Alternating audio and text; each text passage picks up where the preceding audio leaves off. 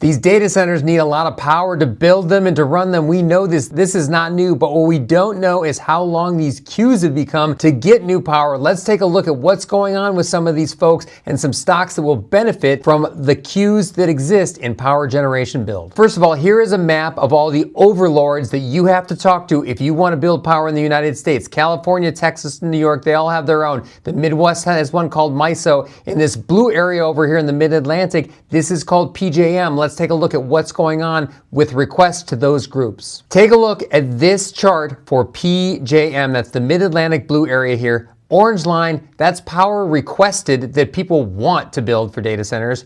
Green line, that's what they actually delivered last year. Look at the massive difference between them. Let's take a look at one more that looks similar. Here's ERCOT, that's Texas. Orange is what they've requested. Pink is what they have actually gotten to build these data centers. You can see how much they want versus how much they've actually built. They're actually requesting 2 to 3 times as much as the busiest day that has ever been used in Texas history in new power to be generated. There's that huge discrepancy between what power people want and what has been approved so far and the speed of approval. Let's take a look at people that are trying to get around the MISOs of the world. Those would be the behind the meters players. And you can see here, Talon Energy, Vistra, and Constellation Energy, all of them build behind the meter, meaning they don't need MISO and like approval. Those stocks are actually fairly cheap, although they're utilities, which don't have huge valuations. And then you've got Bloom Energy here, which is run like crazy and is a little bit expensive. Now, those folks will probably do well in the short run.